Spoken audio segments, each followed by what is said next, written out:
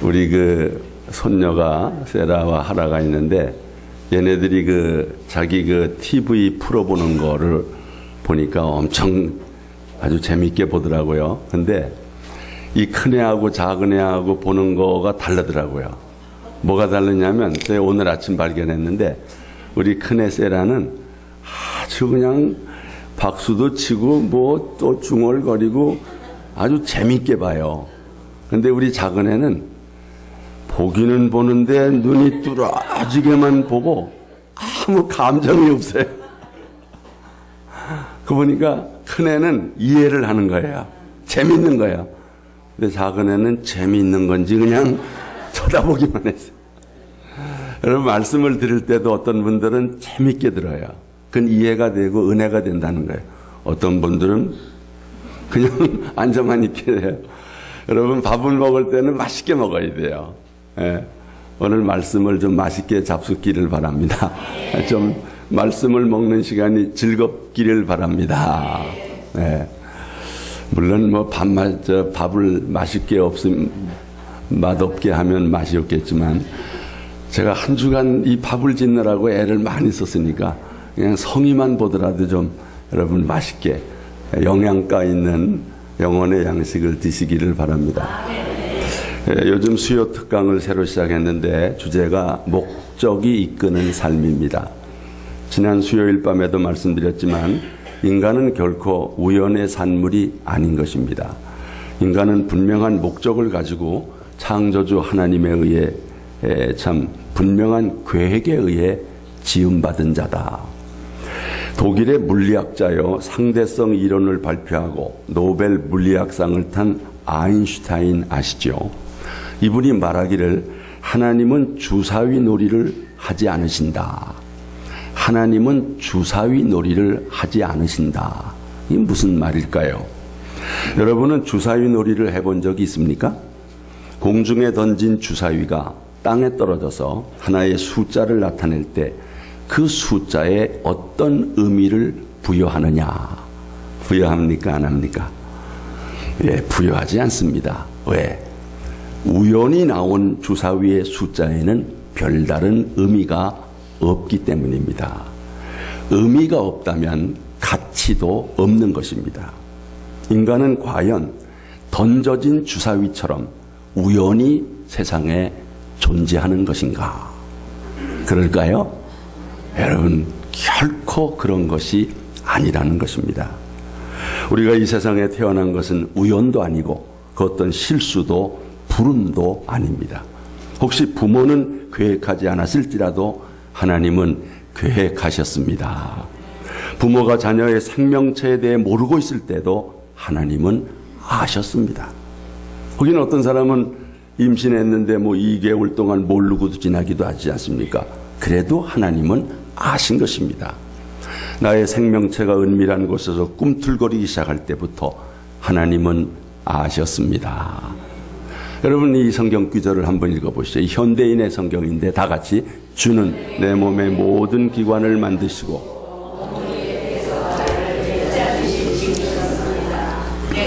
이처럼 놀랍고 신기하게 만들어졌으니 주를 찬양합니다. 주의 솜씨가 얼마나 훌륭한지 나는 잘 알고 있습니다.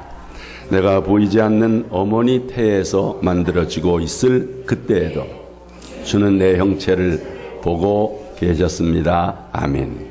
그럼에도 자신의 고귀한 생명을 우연에 거는 사람은 참 어리석은 사람입니다.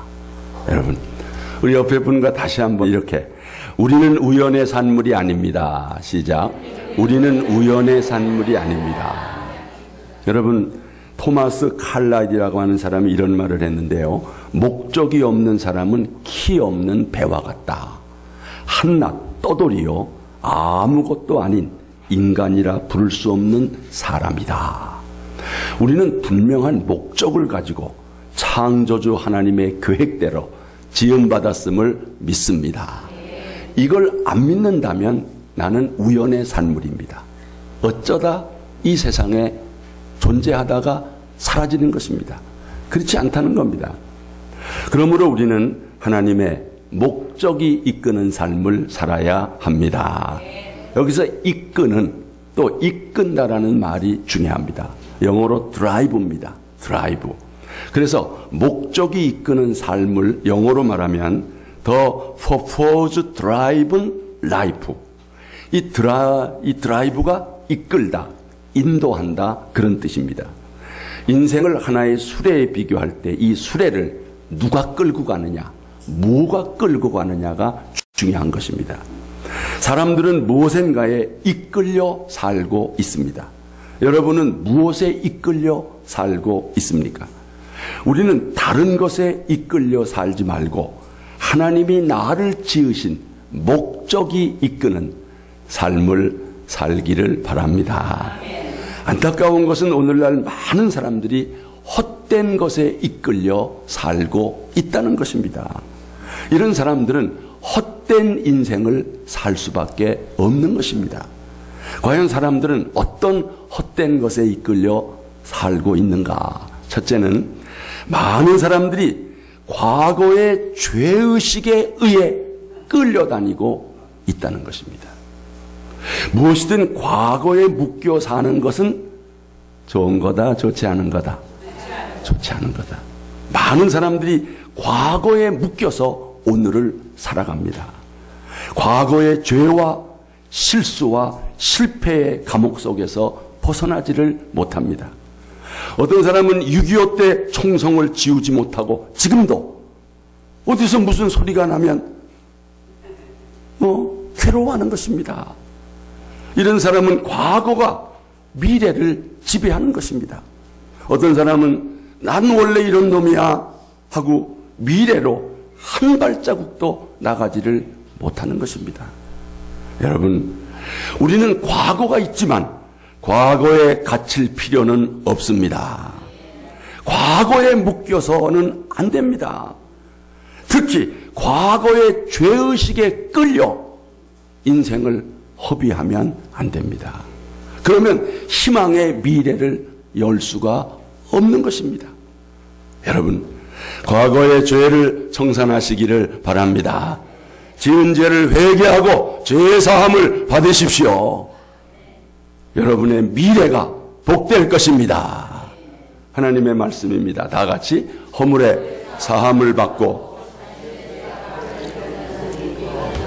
이 복이 여러분에게 임하기를 바랍니다. 허물의 사함을 받고 자신의 죄가 가려질 때 복이 있다고 그랬어요. 하나님의 목적은 우리의 과거로 인해 제한받지 않습니다. 과거가 나쁜 사람도 하나님이 얼마든지 쓰십니다.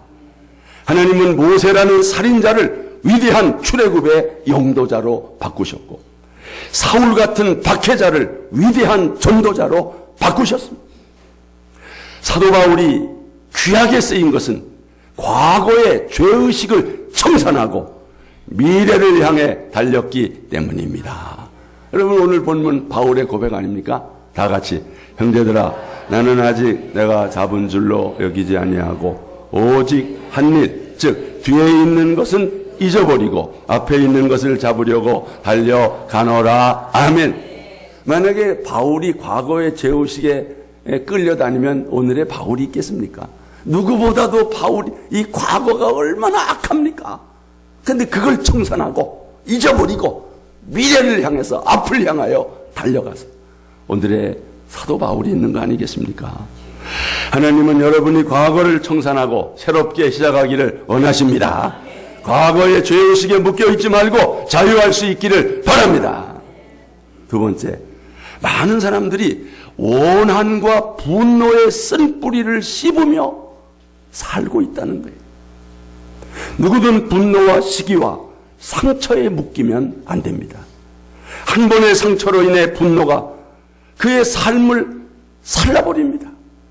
여러분, 교도소에 들어가서 10년, 20년 정말 한많은 세월을 보내고 있는 사람들 얘기 속에는 그 한 번의 분노가, 그 한 번의 원한을 그만 참지 못해서 인생을 망치는 경우가 많은 것입니다.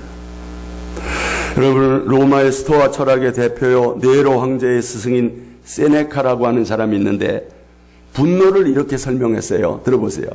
분노는 마치 후퇴하라고 하는 장군의 명령을 무시하고 멋대로 날뛰는 골치 아픈 병사처럼 통제가 불가능한 고집불통이다. 이게 분노라는 거예요. 여러분, 이런 분노는 품고 있는 자신도 상하게 할 뿐만 아니라 이 분노가 쏟아지면 상대방을 상처 입히고 마는 거죠. 그렇기 때문에 욥기에서는 분노에 대해서 이렇게 말씀합니다. 다 같이 분노가 미련한 자를 죽이고 시기가 어리석은 자를 멸하느니라. 아멘. 여러분, 원한과 분노의 쓴뿌리는 마음에 오래 품고 있을수록 해결하기가 어렵습니다. 그래서 성경은 분을 내어도 언제까지? 해지기 전에 풀으라고 그랬어요. 하루 이틀 지나가면 마귀가 들어와서 집을 짓고 마는 거예요.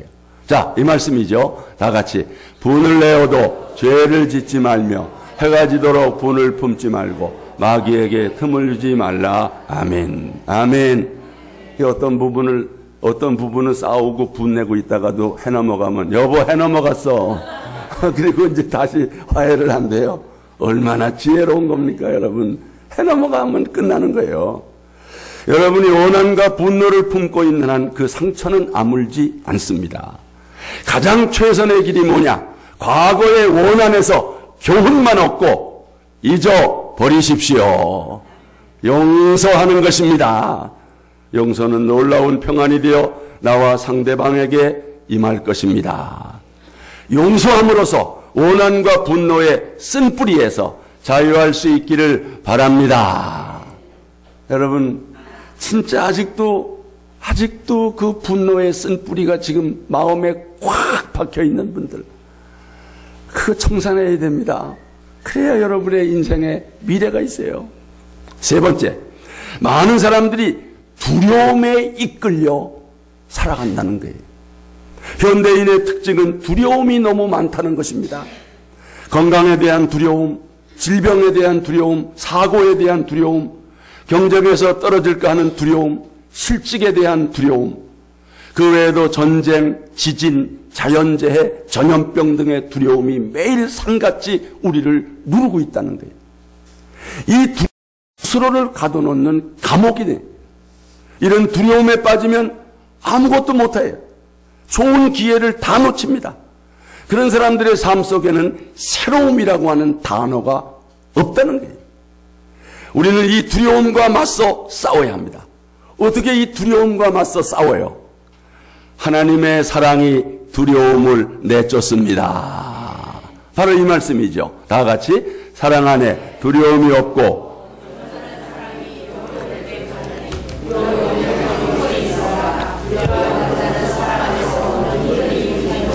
아멘.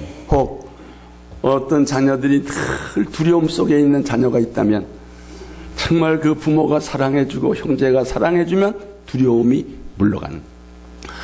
여러분, 정말 우리는 두려움 가운데 사라질 존재였으나 하나님의 사랑을 받고 두려움이 물러갔습니다.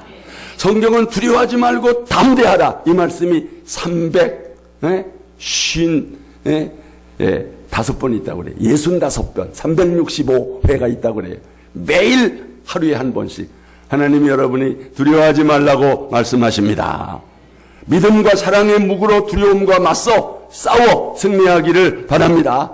여러분, 두려움이 올 때 이 말씀을 붙잡기를 바랍니다. 다 같이 두려워하지 말라, 내가 너와 함께 함이라. 놀라지 말라, 나는 내 하나님이 됨이라. 내가 너를 굳세게 하리라. 참으로 너를 도와주리라. 참으로 나의 어려운 오른손으로 너를 붙들리라. 아멘. 옆에 사람 격려합시다. 이제 두려워하지 마세요. 하나님이 함께 하십니다. 두려워하지 마십시오. 하나님이 함께 하십니다. 여러분, 두려움을 물리치십시오.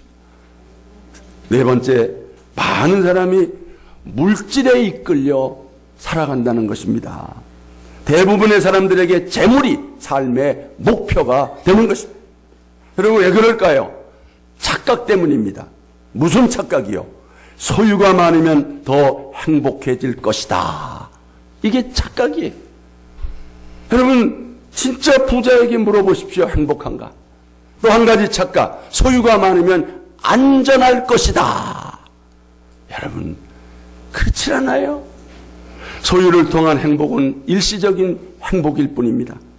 더 많이 가지면 안전할 것이라고 생각하지만 오히려 소유가 더 위험하게 만듭니다. 소유 때문에 더 불안합니다. 여러분, 예수님 말씀을 들으십시오. 다 같이. 삼가 모든 탐심을 물리치라. 사람의 생명이 그 소유에 넉넉한 데 있지 아니하니라. 아멘.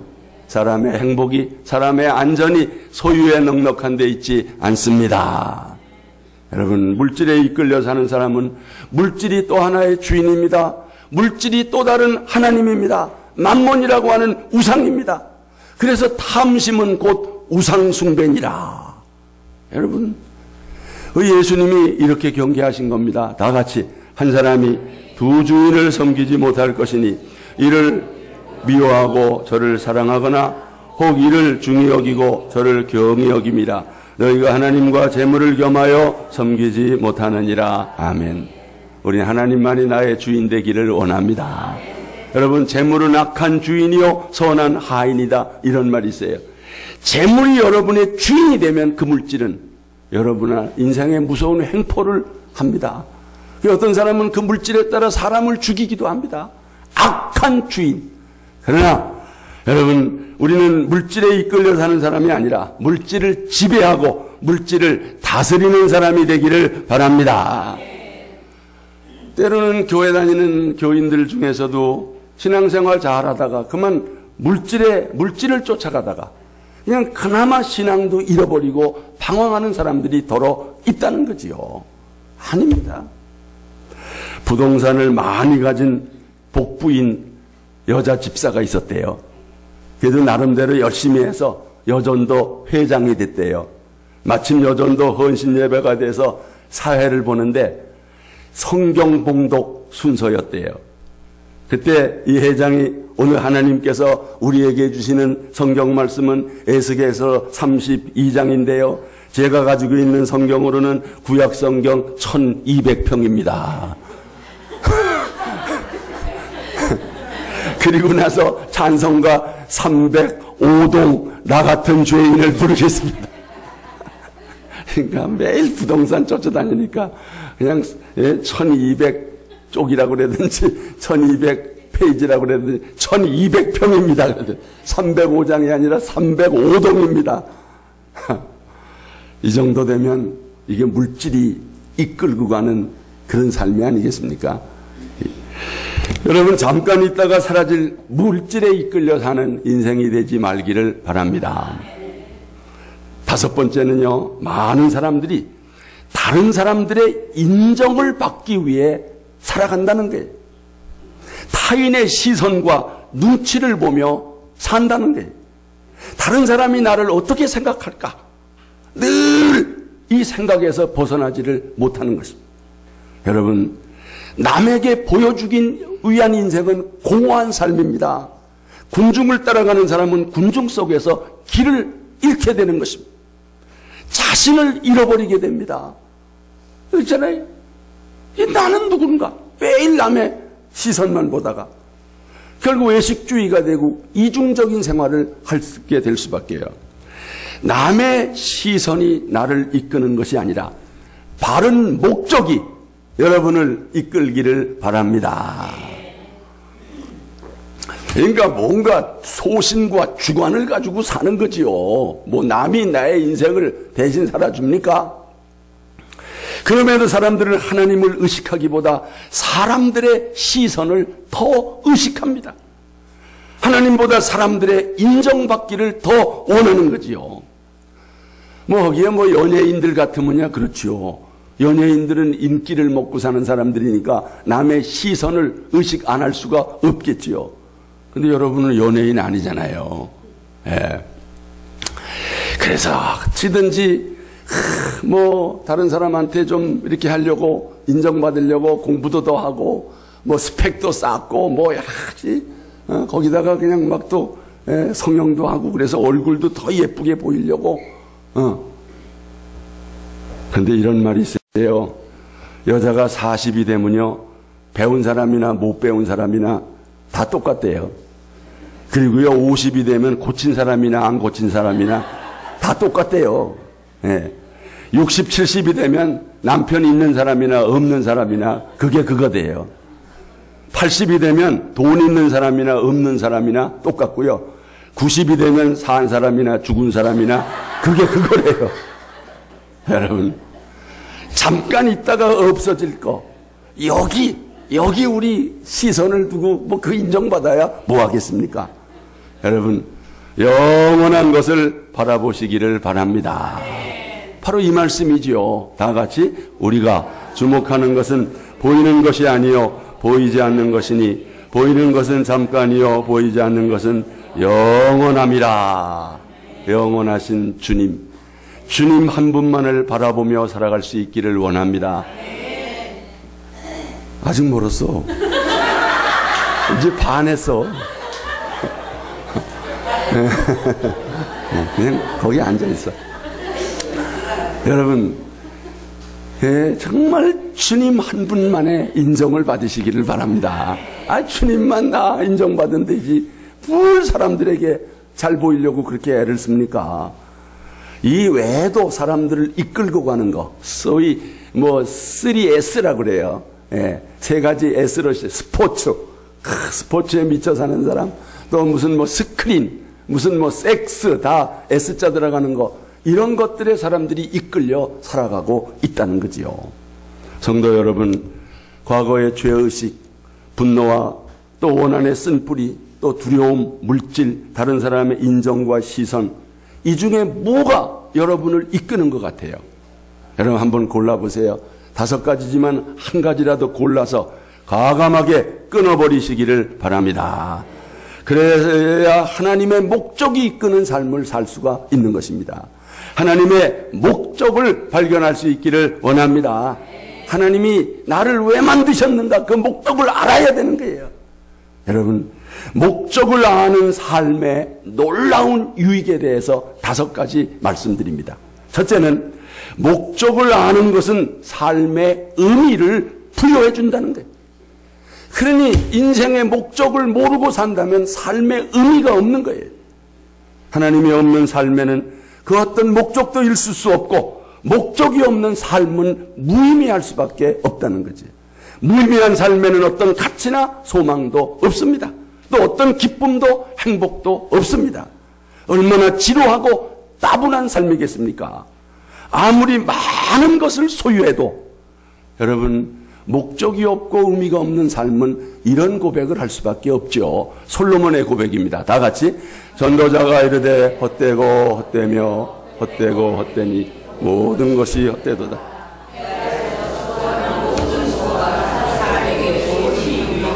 여러분, 그런 겁니다. 인생의 목적을 모르고 의미를 모르면요, 이 고백밖에는 할 게 없어요. 하지만 인생의 목적을 아는 것은 삶의 의미를 부여해 줍니다. 삶의 목적이 있기에 살아갈 이유가 있는 것입니다. 목적을 알기에 고난조차도 감사합니다. 여러분, 똑같은 무게라도 돌을 하루 종일 업고 다니는 거하고 손주를 하루 종일 업고 다니는 거하고 같아요? 달라요? 여러분, 아니 돌을 업고 다니라 그러면 이거 얼마나 이게 지루합니까? 의미가 있어야지요. 근데 손주를 업고 다니면 왜 그렇게 기쁘고 좋습니까? 여러분, 의미 있는 일을 해야 행복합니다. 똑같이 돌을 깨는 일을 해도 정말 먹고 살기 위해서 하면 힘들고, 그러나 이걸 깨가지고 하나님의 성전을 짓고자 하면 신이 나고 의미를 찾아야 돼요. 예? 의미가 있기에 모든 것을 견딜 수 있고, 의미가 없으면 어떤 고난도 참기가 어려운 것입니다. 여러분은 목적을 알므로 의미 있는 삶을 살아갈 수 있기를 축복합니다. 두 번째, 이 궁극적인 목적을 알고 나면 우리의 삶은 단순해진다는 거예요. 나는 누구인가? 나는 왜 살아야 하는가? 나는 왜 이 세상에 존재하는가? 내 삶의 의미와 목적은 무엇인가? 이 궁극적인 질문에 대한 답이 우리의 삶의 목적이 되는 것입니다. 이 목적을 알게 되면 우리의 삶은 단순해집니다. 목적은 우리가 무엇을 해야 하고 무엇을 하지 말아야 할지를 명확하게 알려줍니다. 먼저 할 것과 나중 할 것이 분명해집니다. 이 목적이 꼭 필요한 행동과 하지 말아야 할 평가하는 기준이 됩니다. 여러분, 이 일이 나를 향한 하나님의 목적을 달성하는 데 도움이 될까? 자문하는 것입니다. 목적을 아는 사람은 세상을 복잡하게 살지 않습니다. 심플 라이프, 심플 라이프. 간단하게 사는 거예요. 단순하게 세상을 사는 거예요. 천국을 향해 가는 순례자는 짐이 가볍습니다. 가벼운 거예요. 여러분, 오직 믿음의 주이신 예수 그리스도를 바라봅니다. 그리고 복잡한 거, 무거운 거 다 내려놓습니다. 이 말씀 있지 않습니까? 다 같이 모든 무거운 것과 얽매이기 쉬운 죄를 벗어버리고 인내로서 우리 앞에 당한 경주를 경주하며 순례자의 자세지요. 하지만 이런 단순한 삶이 오히려 하나님의 풍성함을 누리게 합니다. 이 말씀이죠. 다 같이 스스로 부한 채하여도 아무것도 없는 자가 있고 스스로 가난한 채하여도 재물이 많은 자가 있느니라. 아멘. 목적을 알므로 단순한 삶, 늘 감사하고 행복한 삶을 살게 되시기를 축복합니다. 세 번째, 목적을 알면 초점을 맞춘 삶을 살게 되는 것입니다. 여러분, 한 가지 목적에 초점이 맞춰진 삶만큼 강력한 삶은 없습니다. 우리의 노력과 에너지를 중요한 것에 집중하게 해줍니다. 빛이 한 곳에 모이면 종이를 태웁니다. 그러나 빛이 분산되면 아무 힘이 없습니다. 삶의 영향력을 갖길 원하면 삶의 초점을 맞추기를 바랍니다. 하나님은 그런 사람을 쓰십니다. 여러분, 사도 바울의 삶이 바로 그런 삶이에요. 다 같이 그리스도 예수 안에서 하나님이 위에서 나를 부르신 부름의 상을 얻으려고 목표를 향하여 달려가고 있습니다. 표대를 향하여, 하나의 목표를 향하여 달려가는 거예요. 목적을 알면 우리의 모든 에너지를 그곳에 하나님의 나라와 하나님의 의에 투자하는 거예요. 사소한 일들로 마음이 산란해지는 일이 없습니다. 목적이 있는 사람은 오직 주의 뜻이 무엇인가, 거기에다가 초점을 맞추는 거예요. 오늘 말씀입니다. 다 같이 그러므로 어리석은 자가 되지 말고 오직 주의 뜻이. 여러분, 이제라도 여러분 남은 인생에 할 일 한 가지 초점만 맞추십시오. 그 한 가지, 내가 남은 인생에 투자하고 쏟아부을 한 가지 초점에 맞추는 삶을 살아야 해요. 목적을 알므로 초점을 맞춘 강력한 삶을 살게 되기를 축복합니다. 그 다음에 네 번째, 목적을 알 때 삶의 동기가 유발된다는 것. 목적은 열정을 낳습니다. 목적은 의욕을 줍니다. 뚜렷한 목적만큼 힘이 되는 건 없습니다. 목적이 없으면 열정은 소실되고 침대에서 일어나는 것조차 부담이 되는 것입니다. 할 일이 없으면 쉬 늙어버려요. 어떤 사람이 50이 됐는데 할 일이 없어요. 그러니까 의욕이 없어요. 뭐 삶을 살아갈 동기 부여가 안 돼요. 그러다가 늦둥이를 하나 낳았대요. 그랬더니 세상에 일찍 일어나고 일도 열심히 하고. 왜? 이걸 길러야 되잖아요. 초등학교도 보내고 장가도 보내려면 또 건강해야 되니까 오래 살아야 되잖아요. 그러니까 목적이 생기니까 삶의 의욕이 생기더라. 여러분, 바울의 위대한 목적이 위대한 바울을 만들었습니다. 바울의 위대한 목적이 화라산처럼 그칠 줄 모르는 열정을 낳았습니다. 여러분, 바울의 목적이 뭡니까? 다 같이 말씀이죠. 그런즉 너희가 먹든지 마시든지 무엇을 하든지 다 하나님의 영광을 위하여 하라. 바울의 목적은 하나, 하나님의 영광을 위하여. 소라 글라티아, 오직 하나님의 영광을 위하여. 이 목적을 알므로 강력한 삶의 동기와 열정이 샘솟듯이 솟아나는 여러분들 되시기를 축복합니다. 마지막, 목적을 알므로써 영생을 준비할 수 있습니다. 우리는 영생을 준비하기 위해 이 땅에 보내졌습니다. 우리의 생명이 끝나는 어느 순간, 내 숨이 멈추는 그 순간 펼쳐지게 될 영원한 세계가 반드시 있습니다. 이 세상에 내가 이루어 놓은 일들은 언젠가 사라집니다. 그러므로 우리는 세상의 헛된 욕망을 이루는 것보다 영원히 없어지지 않을 영생을 바라보아야 합니다. 우리는 지금 이 세상에서 믿음의 작품을 만들고 있습니다. 여러분은 영생의 나라에 들어갈 때 가지고 갈 작품을 만들고 있습니까? 주님 앞에 섰을 때 하나님은 우리에게 두 가지 질문을 합니다. 첫째, 너는 나의 아들 예수 그리스도와 함께 무엇을 하였느냐? 이 질문은 예수님이 우리를 위해 하신 일, 십자가의 죽음, 부활을 믿음으로 받아들이고 그분과 요주동행했느냐? 이걸 물으시는 거예요. 두 번째 질문은 내가 네게 준 것들로 너는 무엇을 했느냐?